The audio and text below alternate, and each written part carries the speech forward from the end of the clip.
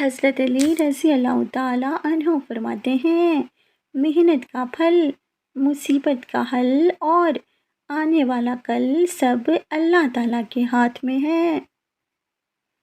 اللہ تمہارے دل سے کسی چیز کا خیال تب تک نہیں نکال سکتا جب تک کہ تمہارے نصیب میں اس کی ملنے کی گنجائش ہوتی ہے، اور یقین کریں اللہ پاک وہاں سے دروازے کھولتا ہے جہاں سے گمان بھی نہیں ہوتا۔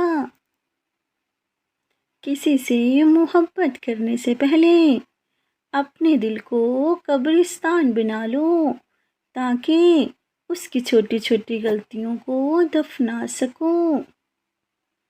نماز پڑھا کرو، کوئی ملے یا نہ ملے اللہ ضرور مل جاتا ہے، اور جب اللہ مل جاتا ہے تو سب مل جاتا ہے۔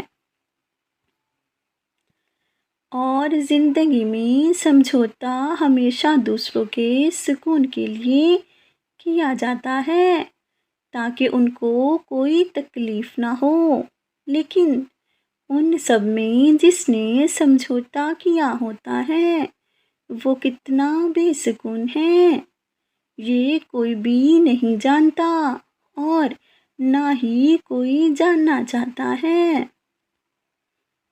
پتہ ہے انسان کب ٹوٹتا ہے؟